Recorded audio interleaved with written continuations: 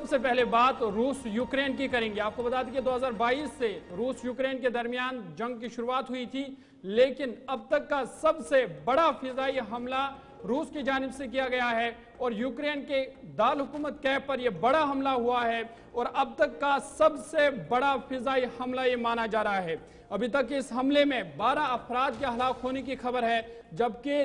متعدد زخمی بتائے جا رہے ہیں۔ 14 بیلسٹک میزائل اور 250 خودکش ڈرون جو ہے وہ فائر کیے گئے ہیں، اور ادھر آپ کو بتا دیں کہ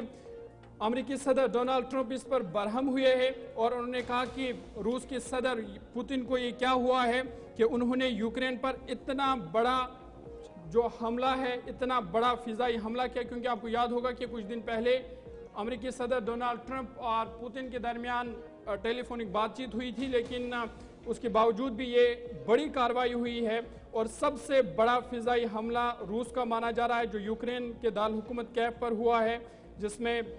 14 بیلسٹک میزائل، 250 خودکش ڈرونز فائر کیے گئے ہیں، جن میں سے 6 میزائل اور 245 ڈرونز تباہ کر دیے گئے ہیں، اور یہ اب تک کا سب سے بڑا حملہ مانا جا رہا ہے۔ روس اور یوکرین کی جنگ کو ختم کرنے، مذاکراتی عمل کے ذریعے امن و امان کو قائم کرنے کی جو کوشش ایک تھی اور امریکی صدر ڈونلڈ ٹرمپ سب سے پہلے سامنے آئے تھے، وہ کوشش مکمل طور پر ناکام ثابت ہو گئی ہے۔ اس کی تصدیق اس حملے کے بعد بھی ہو جاتی ہے اور 12 لوگوں کی جان چلی گئی ہے، متعدد افراد زخمی ہیں، اور یہ اس وقت ہوا جب کہا جاتا ہے کہ 20 تاریخ کو روس کے صدر ولادیمیر پوٹن ایک ہیلی کاپٹر سے جا رہے تھے، یوکرین کے ایک ڈرون نے ان کو نشانہ بنایا، ان کی جان بال بال بچی، مشکل سے وہ بچے، ان کا عملہ پورا بحفاظت وہیں پر اتار لیا گیا۔ اور برطانوی اخبار کا دعویٰ ہے کہ روس کے فضائی دفاعی ڈویژن کے کمانڈر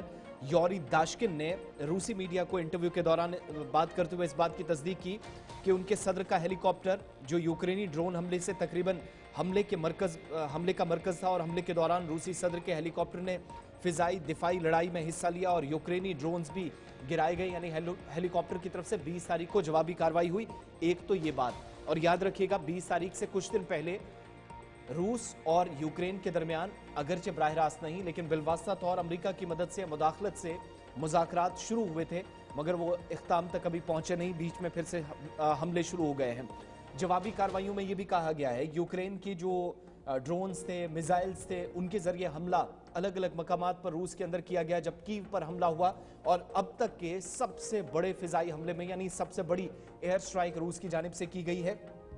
جس کے بعد صورتحال اور خراب ہوتی دکھائی دے رہی ہے، جس پر سخت رد عمل آیا ہے امریکی صدر ڈونلڈ ٹرمپ کا۔ جیسے ظہور آپ کو بتا رہے تھے کہ روس کی طرف سے کیے جانے والے حملے پر انہوں نے کہا کہ شاید یہ احمقانہ رویہ ہے صدر پوٹن کا، جن کی طرف سے ایک طرف مذاکراتی عمل کے ذریعے وہ ٹیبل پر آ کر بات چیت کے ذریعے مسائل کا حل تلاشتے ہیں، دوسری طرف سب سے بڑا حملہ کیا جاتا، لیکن روس کا اس میں ترک ہے کہ اس ہیلی کاپٹر کو جس میں پریزیڈنٹ پوٹن بیٹھ کر جا رہے تھے، ایک ریجن کا دورہ تھا، انہیں ٹارگٹ کیا گیا اور اس کے بعد جوابی کارروائیاں کی گئی ہیں۔ اس حملے کے بعد